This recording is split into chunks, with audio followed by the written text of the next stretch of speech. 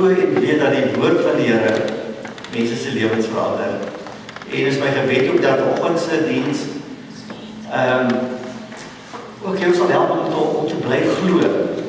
So ons tema vanoggend gaan wees, oppas is meer as sekerlik as COVID-19 en dit kom uit Hebreërs hoofstuk 12 van vers 1 tot 3. Maar kom ons begin die diens in die naam van die Here.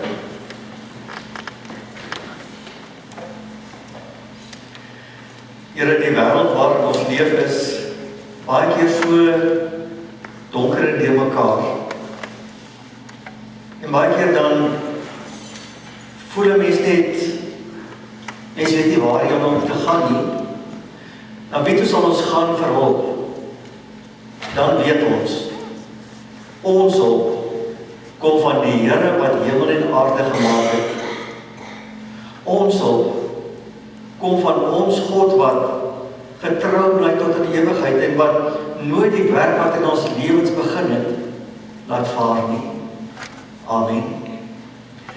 Broers en susters, julle almal wat aan die Here woord genade, barmhartigheid en vrede vir julle, dit kom van God ons Vader en Christus Jesus ons Here. Dit word 'n werklikheid in ons lewens deur die kragtige werk van die Heilige Gees. As ons tema vanoggend oppas, dis meer as sekerlik as COVID-19 en die teksgedeelte kom uit Hebreërs hoofstuk 12 vanaf vers 1 tot 3. Nou ek het vir die gemeente op die WhatsApp groep uitgenooi te vra, wil julle asseblief saam met my die volgende paar Sondae op 'n geloofsreis gaan deur Hebreërs. Nou Hebreërs is een van daai boeke wat mens baie keer voel, kyk die ou wat hierdie geskryf het 'n bietjie hoër graad geskryf. Want hy skryf vanuit die perspektief van die godsdiens van die Jode wat hulle verstaan, van die volk van God. En hy pas dit dan toe op die nuwe verbond, op die Christelike kerk. En vir ons is dit soms 'n bietjie moeilik om te verstaan, maar dit is 'n geweldige, inspirerende boek om 'n mens te help op jou geloofspad. Die Hebreërboek word geskryf omtrent in die tyd van die tweede generasie Christene wat geweldig vervolg is. Nou dit beteken dat die pa en die ma het tot geloof gekom en nou is hulle kinders eintlik die volwassenes. Maar as gevolg van al die vervolging en swaarkry wat hulle ondergaan, het hulle begin voel, maar is dit ooit nog die moeite werd om 'n Christen te wees in hierdie tyd en omstandighede? Is dit ooit die moeite werd om vir Jesus te aanbid as die opgestane Here? En nou kom die Hebreërskrywer en hy sê, ek wil vir julle verduidelik hoekom dit die moeite werd is en hoe dit alles in mekaar pas. So ek wil julle nooi op die volgende paar Sondae saam met my deur Hebreërs te gaan. So ons gaan nie hoofstuk vir hoofstuk deurgaan nie. Ons gaan sekere temas daar haal om vir julle te help om geïnspireerd te word deur hierdie Hebreërbrief. Maar kom ons bid saam. Here, u woord is inderdaad die lig op ons pad. In hierdie donker wêreld het ons dit so nodig om te weet dat u daar is. Ons het nodig om te weet dat u die Almagtige is. Ons het nodig om te weet dat u vir ons selfs deur donker dieptes dra. Dat u ons nooit ergens langs die pad alleen laat nie. Dankie vir die woord en die Gees wat daar is om ons te bemoedig, om ons te help om op u gefokus te bly. En dan ons ook bid vanoggend, Here, dat u ons sal bewaar van die bose. Verlos ons van die bose wat op uit is om ons lewens ergens langs die pad te laat ontspoor. Help ons om op u gefokus te bly. Want ons bid in naam van Jesus die Here, aan wie alle mag in hemel en aarde behoort. Amen. Nou, julle weet dat Hebreërs hoofstuk 11 is ons die hele hoofstuk oor geloof, oor die geloofshelde. En dan is hoofstuk 12 eintlik 'n voortvloei daaruit, as hy sê van vers 1, terwyl ons dan so 'n groot skare geloofsgetuies rondom ons het, laat ons elke las van ons afgooi, ook die sonde wat ons so maklik verstrik, en laat ons die wedloop wat vir ons voorlê met volharding hardloop, die oog gefestig op Jesus, die begin en volëinder van die geloof. Terwyl van die vreugde wat vir hom in die vooruitsig was, het hy die kruis verduur, sonder om vir die skande daarvan terug te duis. En hy sit nou aan die regterkant van God, regterkant van die troon van God. Hou hom dan voor oor, wat hy vijandige optrede van die sondaars teen hom verdraai het, dan sal jy nie geestelik moed word en uitsak nie tot sover. Volgende wil ek jou vra, wat is jou, of wie is jou rolmodel in die lewe? Wie is die ene na wie jy soort van opsien en sê, weet jy wat, eintlik wil ek soos hierdie persoon wees. Hierdie persoon inspireer my, hierdie persoon het geweldige invloed op my.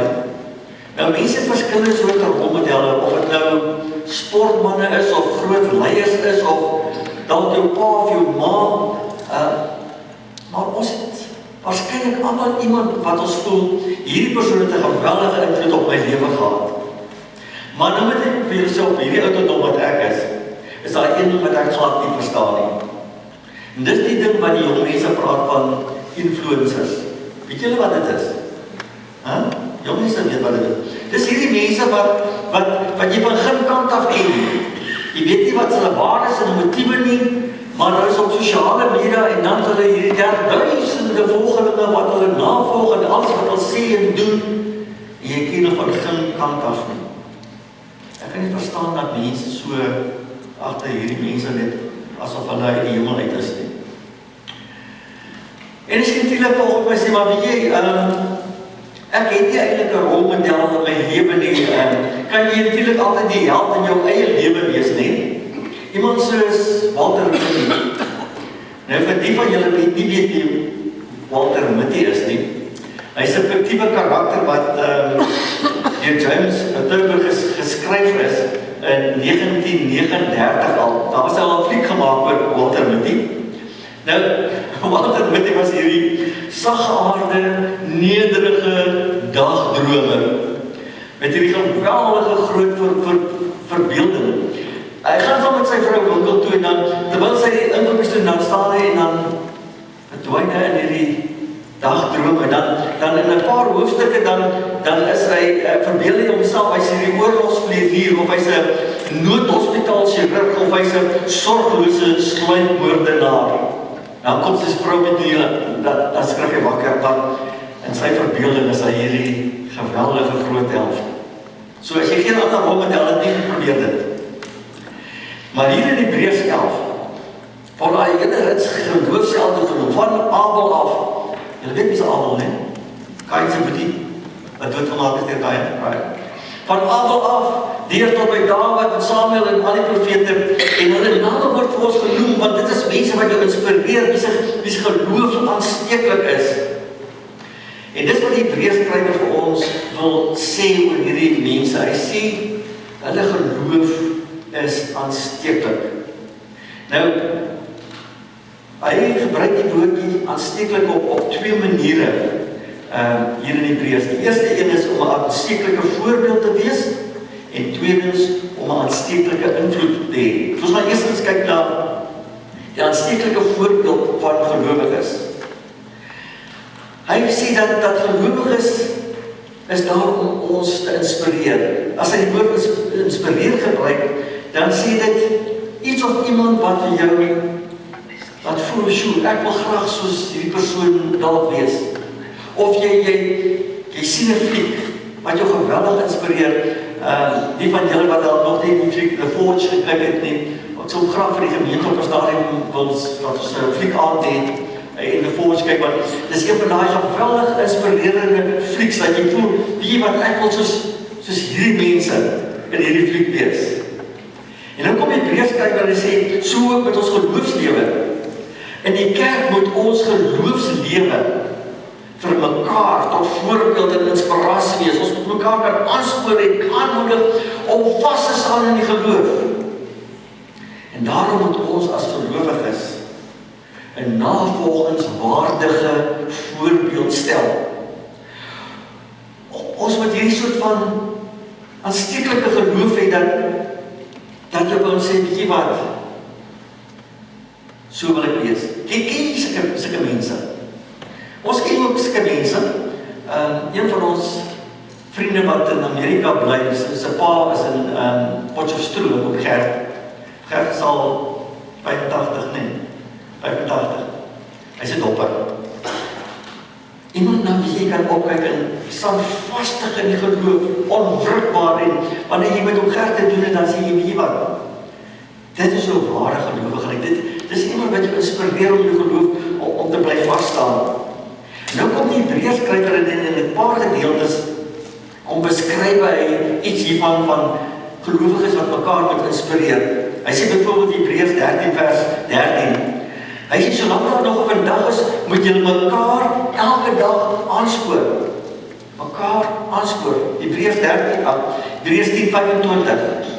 Ons moet nie van die samekomste van die gemeente af wegbly soos party se gewoonte is nie, maar mekaar eerder aanmoedig om daarheen te gaan.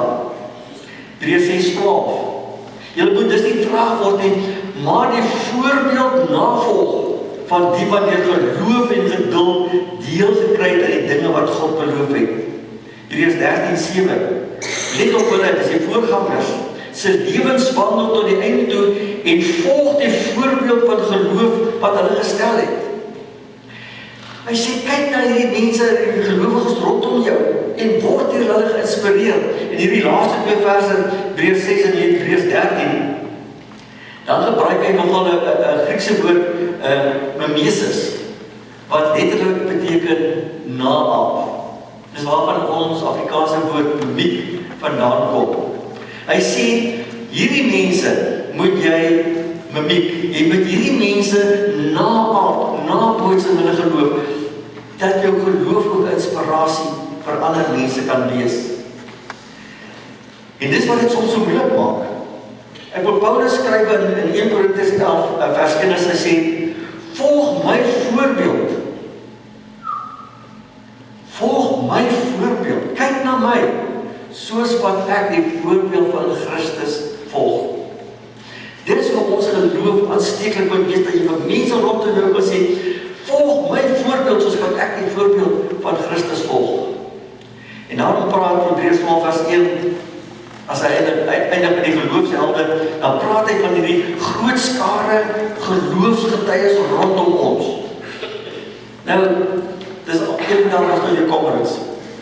En ook langs die pad gaan jy die skare mense sien wat hierdie ouens aanmoedig. En hier teen die einde, ek sien as hierdie jaar so 'n bietjie langer as verlede jaar.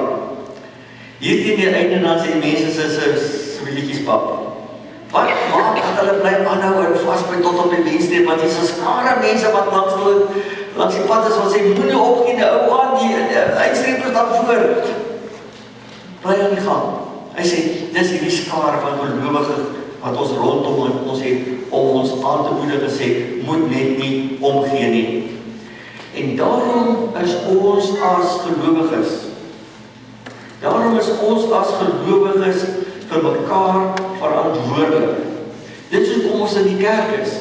Dat ons sê, ek is nie daar en jy is daar en nog een is daar nie.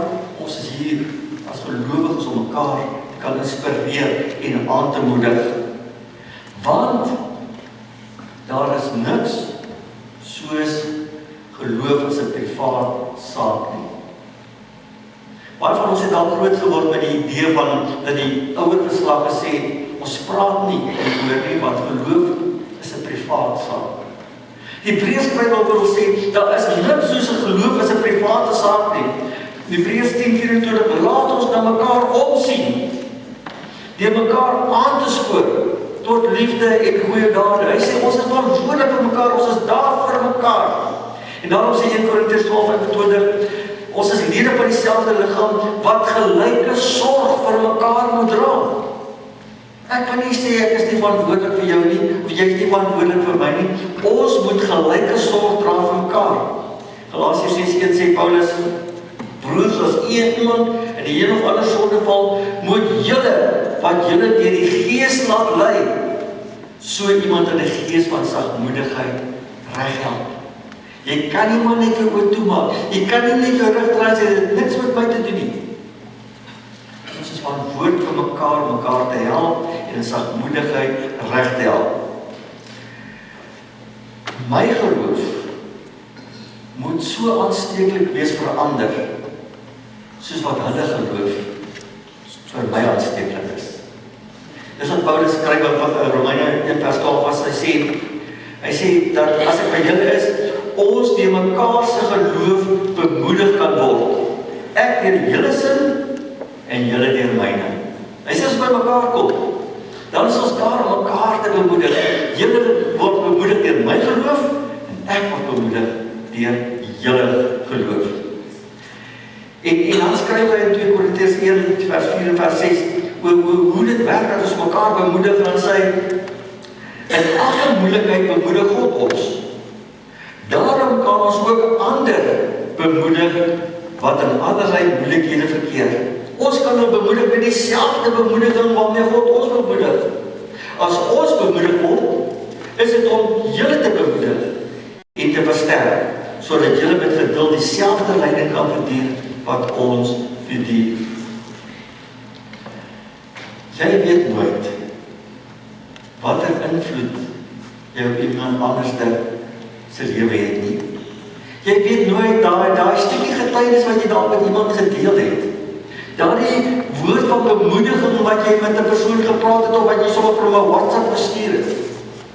Daai gebed wat jy saam met hom gebid het. Jy weet nie die effek daarvan nie. Heel moontlik as dit jou getuienis, jou woord wat gemaak het dat daardie persoon uit die donker dieptes opgestaan het, of dat daardie persoon dalk radikaal tot bekering gekom het. En daarom is dit so belangrik om te praat en te bid en die woord te versprei op die sosiale media en waar jy met mense praat, sodat ons 'n aansteeklike voorbeeld vir mekaar kan wees. En daarom is ons op 'n Sondag by mekaar. Want vanoggend toe jy opgestaan het en kerk toe gekom het en verby al die ouens gery het wat op hulle fiets ry en draf langs die pad en op pad winkels toe is, as jy vanoggend 'n geweldige getuienis doen in die wêreld daar buite. Maar die feit dat jy vanoggend hier is ook hierdie geweldige aansteeklike getuienis om te sê, ons is nie alleen nie. Kyk hierdie skaretjie wat hier rondom ons sit, medegelowiges om ons te inspireer. Dis hoe ons mekaar nodig het. Maar,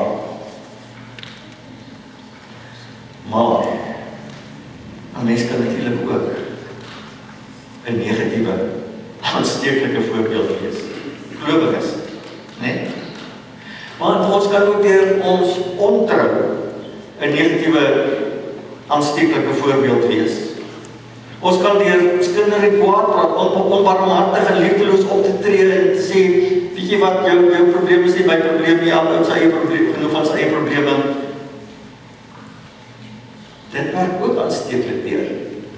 Wanneer ons nie meer sê, ons is daar vir mekaar, soos wat die Here wil hê, dat ons mekaar moet lief hê, soos wat hy ons lief gehad het nie. En daarom kom die Hebreërskrywer eintlik vanoggend en vra vir ons, wat 'n soort geloof het jy? Hoe lyk jou geloof? Is jou geloof van so aansteeklike aard dat dit mense rondom jou inspireer om te sê, weet jy wat? Ek kan ook so standvastig in die geloof wees soos jy. Maar daar is 'n tweede manier wat die Hebreërskrywer dit gebruik. Hy sê, dis 'n aansteeklike invloed van Jesus. Nou, aansteeklik gebruik in hierdie sin van, ons weet almal van COVID, né? Ons het baie draaie op mekaar geloop, maar jy wil nie naby 'n ander kom nie, want nou steek jy by daardie persoon aan. En jy weet later nie by wie het jy aangesteek, as jy aangesteek het nie. Ergens langs die pad was dit net onvermydelik dat jy met een of ander persoon in aanraking sou kom wat jou aangesteek het met COVID. En nou kom die Hebreërskrywer en hy gebruik dieselfde soort van beeld as hy sê dat ons geloof is eintlik aangesteek by Jesus. Jesus is die aansteeklike invloed op ons geloofslewe. Jesus is die mega influencer by verre. Want nie alleen is Jesus die bron van ons geloof nie, die oorsaak dat ons by hom aangesteek het nie, maar hy is ook die inhoud van wat ons by hom aangesteek het. Nou, die Hebreërskrywer gebruik weer eens 'n paar uitdrukkings om iets van hierdie aansteeklikheid van Jesus te verduidelik. Hy sê byvoorbeeld in Hebreërs 5 vers 9, dit is nou Jesus, het vir almal wat hom ongehoorsaam is, die bron van ewige saligheid geword. Hy sê Jesus was die oorsaak, die bewerker van ons uit dit waaruit ons saligheid kom vanuit hom. Hebreërs 6:20, hy sê daar, want verduidelik, bedoel hy agter die voorhangsel, die allerheiligste gedeelte, hy sê daar het Jesus ons voorloper ter wille van ons ingegaan. Hy sê Jesus het vir ons die weg gebaan, hy was die baanbreker om te sorg dat ons by die allerheiligste kan uitkom deur ons geloof. Hebreërs 2:10 sê, daarom was dit net gepas dat hy hulle voorganger, naamlik Jesus wat hulle die pad tot verlossing sou oopmaak, dat hy die voorganger sou wees. Dit is iemand wat vooruit gaan, en as jy nie weet wat die roete is nie, dan loop hy eers om te kyk wat die roete is, sodat wanneer jy agterna kom, jy nie verdwaal nie, dat hy jou presies kan wys waar dit is, dat hy die voorganger, die voorloper. In Hebreërs 12:2 sê,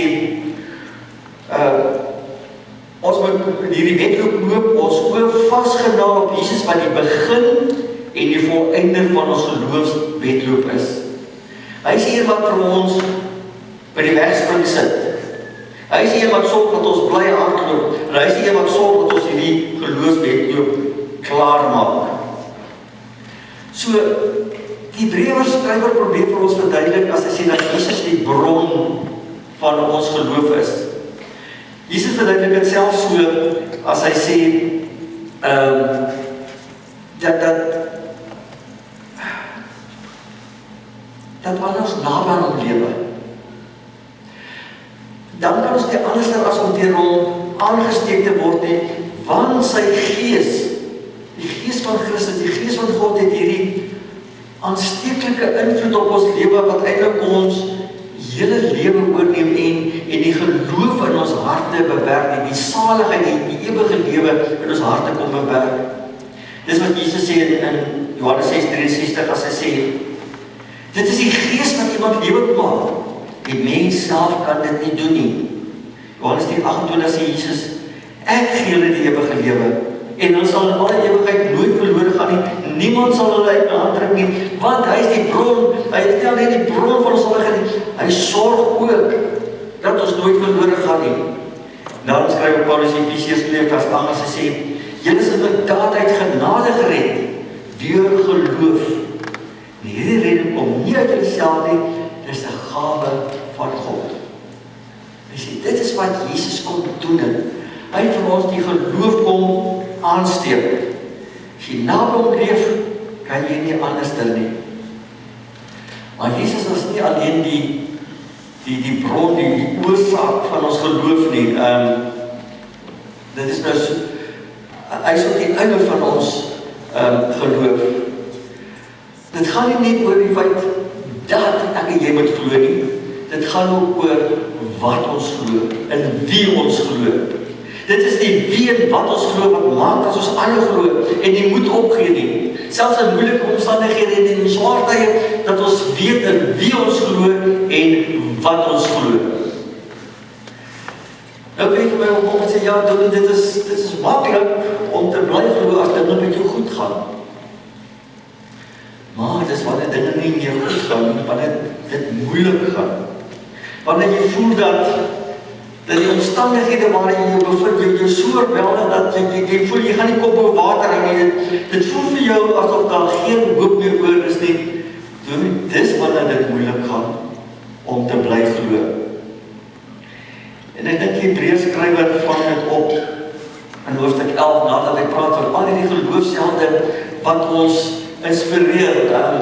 You name it, dit is Moses en dit is Abraham en dit is die hele boks en daai wat ons so inspireer. En dan kom hy by die tweede gedeelte van Hebreërs 11, as hy praat van mense wie se name nie as hy genoem word nie. Dan praat hy eintlik van mense soos ek en jy. Hebreërs 11 van vers 35 tot 40 sê, ander gelowiges weet nie wie hulle is nie. Ander gelowiges wou nie die prys vir hulle eie vrylating betaal nie en is doodgemartel. Hulle wou die opstanding tot 'n beter lewe deelagtig word. Ander weer het bespotting en lyfstraf verdien, selfs boeie gevangenskap.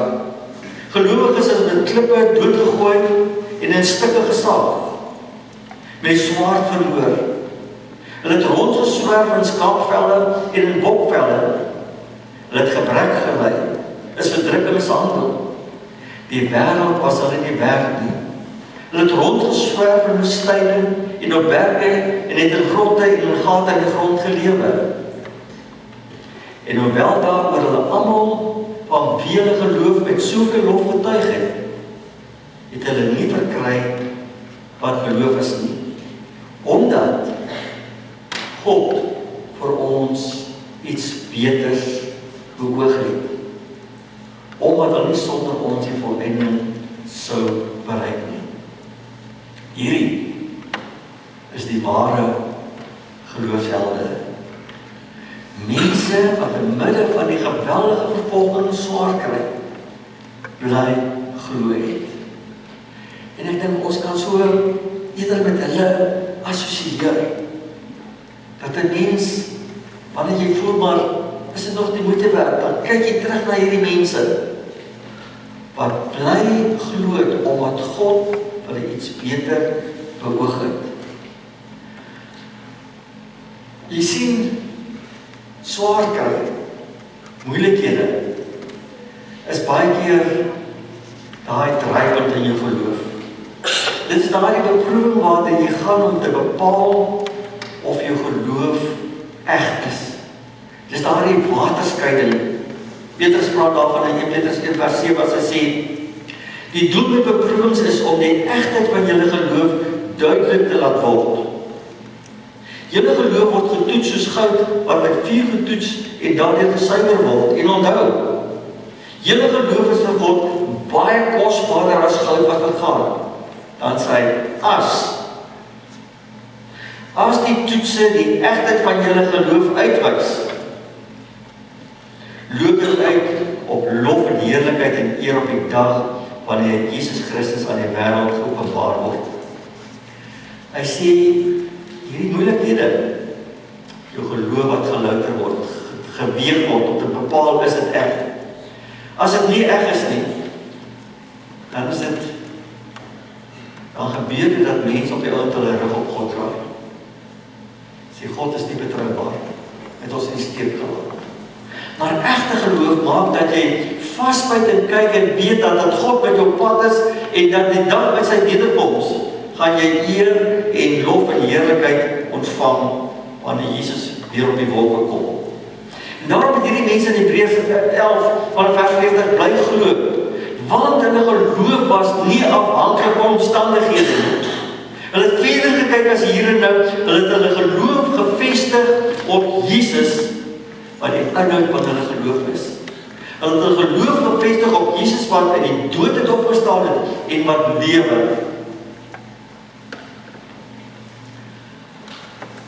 So, wat draai jy? Jy is 'n moeilike tye. Ons ouer geslag wat ook weet wat die Heilige Katekismes is, dan mense moet 'n bietjie weer bykom rondom dit. Sal onthou dat die heel eerste vraag en antwoord is, wat is jou enigste troos in lewe en sterwe? Dan is die antwoord, my enigste troos in lewe en sterwe is dat ek met liggaam en siel in lewe en in sterwe nie aan myself nie, maar aan my getroue verlosser Jesus Christus behoort. Hy het met sy kosbare bloed vir al my sondes ten volle betaal en my uit alle heerskappy van die duiwel verlos. Hy bewaar my op so 'n wyse dat sonder die wil van my hemelse Vader geen haar van my kop kan val nie. Dis die inhoud van my geloof. Dis die inhoud van my geloof wat maak dat ek bly glo ten spyte van omstandighede. Al kry ek nie altyd op aarde waarvoor ek bid nie. Al verander omstandighede soos wat ek gehoop het en waarvoor ek gesmeek het nie. Dat die inhoud van my geloof is dat ek kyk na Jesus. Hy is die een wat in die dood het opgestaan het en lewe, Matteus 28. En hierdie Jesus sê dat hy my letterlik tot die dood lief het. Johannes 3 vers 16. Hy sê ook dat alle mag in hemel en aarde aan hom behoort, Matteus 28:16. En daarom is hy in staat om die onmoontlike te doen. Hy sê bron van my krag. En daarom kan ek sê, omstandighede, bring dit aan. Ek is tot alles in staat deur Christus wat my krag gee, Filippense 4:13. En selfs wanneer ek swak is en voel, ek wil hande ingooi, ek kan dit nie meer nie. Sê Paulus saam in 2 Korintiërs 12:9, hy sê dat wanneer ek swak is, dan kom God se krag juist na vore. En dan sê God, dit is goed dat jy swak is, sodat hy kan wys waartoe hy in staat is. En hy sê dat, al voel en lyk dit nie vir jou op die oomblik so nie, hy gaan sorg. Alles vir jou die goede meewerk, Romeine 8:28. En dan beloof hy in Hebreërs 13 vers 5, hy sê, al gaan jy deur die donker dieptes, hy sal jou nooit verlaat en jou nooit in die steek laat, hy gaan elke tree saam met jou loop, jou aan die hand vat. En dan sê hy op Matteus 25, hy kom weer op die wolke. Moenie bekommer nie, hierdie lewe gaan verby. Hy kom weer op die wolke as regter om te oordeel. Maar hy kom nie net as regter om te oordeel, sê in Openbaring 21, hy kom om alles nie te maak. Hierdie lewe met al sy probleme gaan verbygaan. Wat vir ons wag, is dit wat ons nie self kan bedink in ons wildste drome, hoe dit moet wees nie. Dis wat God vir ons alles nuut gemaak. En daarom sê Kolossense 3 vers 2, moet ons gedagtes rig op die dinge wat daar bo is. Ons moet bly opkyk boontoe. En dis die aanmoediging van Hebreërs, hierdie gedeelte in vers 12, hoofstuk 12 vers 3. Hy sê, in hierdie lewenswetloop wat ons loop, hierdie geloofsreis wat ons doen, moet ons vir geen oomblik ons oë van Jesus af wegvat nie. Bly gefokus op hom, vestig jou oog op Jesus, moenie omkyk, wegkyk na jou omstandighede, en die beproewings en die storms waar jy is nie, bly kyk vir Jesus. Moenie die fout maak wat Petrus gemaak het, toe die boot het geklim het, en vir die golwe gekyk het, en gesink het nie. Kyk net vir Jesus. Dis waar ons fondasie, ons anker in lê. Ek weet dat daar baie van ons lidmate is wat deur baie moeilike omstandighede gaan. Op hierdie ouderdom tref allerlei soorte van skete jou wat jy nie weer aan gedink het, gedroom het toe jy jong was nie.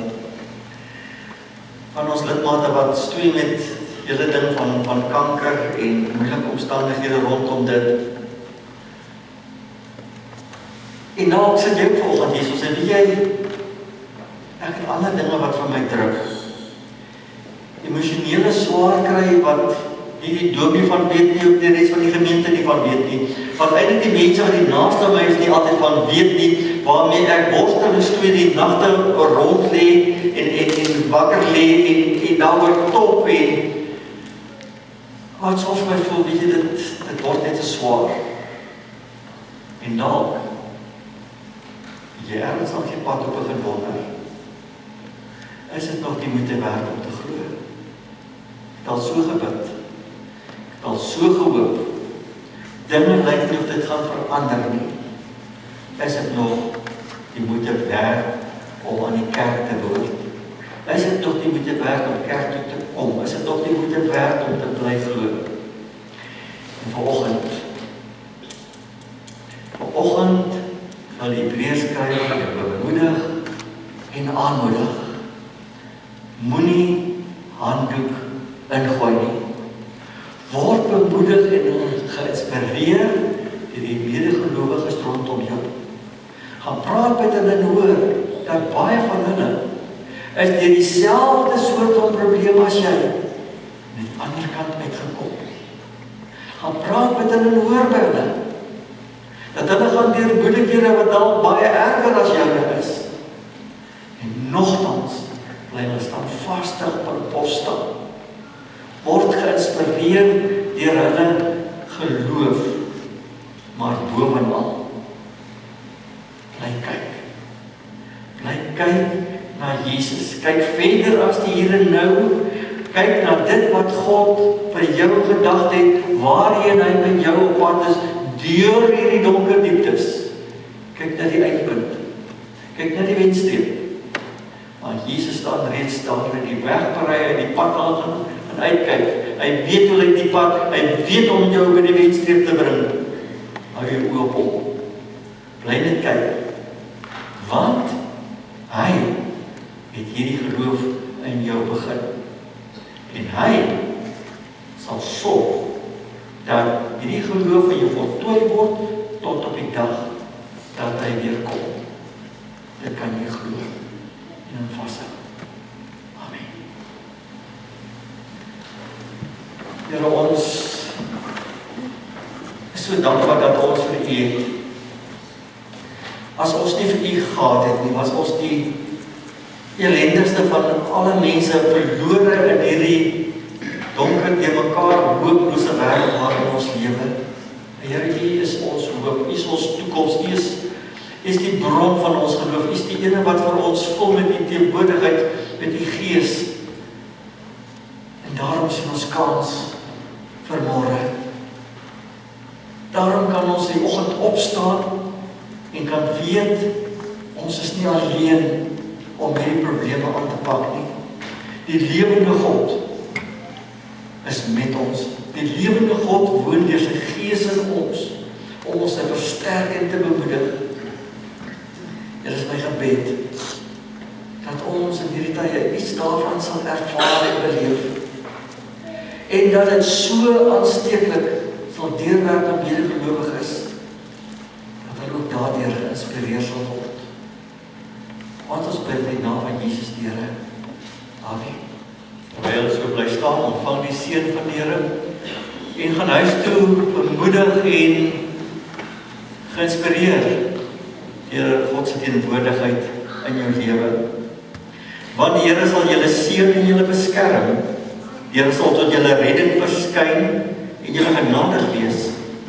Die Here sal julle gebede verhoor en aan julle vrede gee. Amen.